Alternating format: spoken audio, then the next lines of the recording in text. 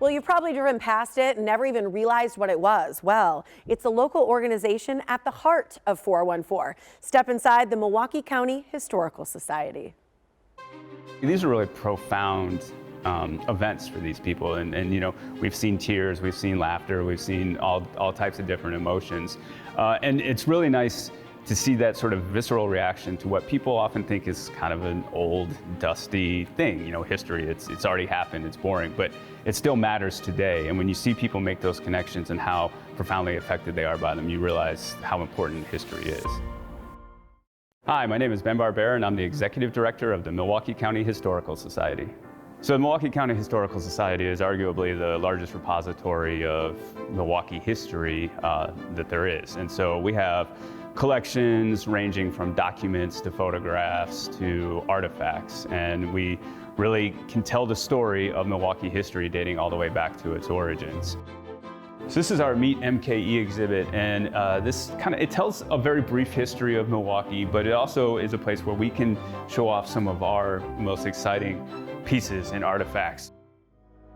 These are actually pieces off of the Lady Elgin. So the Lady Elgin was a ship that sank in the late 1850s.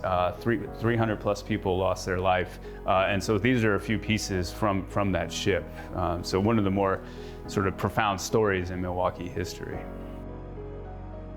One of the things that I really like about this job is watching people make connections. So a lot of times we'll have people in here looking at an exhibit and they'll see a photograph and they'll look at it and they'll go, oh, that's my mom or my grandmother. We've had people be able to make connections, find family members that they didn't know existed. We are a version of Ancestry, yeah, but here you actually get to see the actual document, such the physical record. It's a little more tactile and therefore a little more meaningful.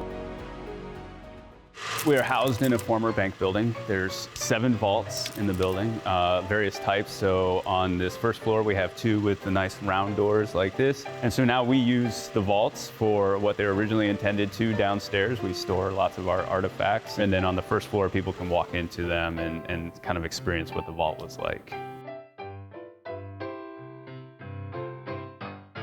So Milwaukee is known for its beer and brewing heritage, and deservedly so. A big factor was the German influence. Milwaukee was also uniquely located with lots of fresh water sources, ice sources for keeping things cool. And so in the 1850s, there were something like 35 breweries in Milwaukee, and these were all neighborhood breweries.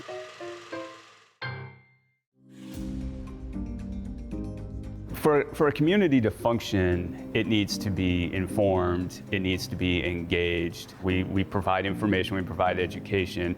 We hope to engage people so that they take an interest in their communities. 414 Day has kind of taken off recently, and people have used it as an opportunity to embrace and celebrate Milwaukee. And for me personally, 414 happens to be the day that I started at the Historical Society, and then 1 year later my son was born on 414. So I have a personal connection to it, but that's something that we at the Historical Society are really trying to work hard on helping promote. We often talk about some of the segregated aspects of Milwaukee, and what we hope to do at the Historical Society is do a better job of representing all aspects of the community, and therefore being a place where people can kind of come together and celebrate and lift up and build Milwaukee.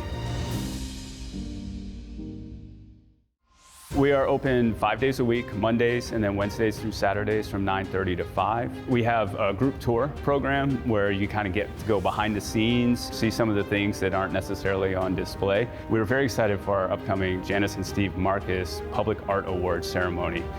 This is the first time that we've done this event. So this could be murals, statues, and we have selected 3 finalists that I'm going to keep secret for now. And on the day of the ceremony, we will have the finalists here and we'll announce the winner. So we'd really like to encourage you to come visit, engage in a program, an event, anything you want to do. You can find out more information on our website, milwaukeehistory.net. Wow, right? If you want to get a glimpse of those finalists or learn more about visiting, just check out their website, milwaukeehistory.net.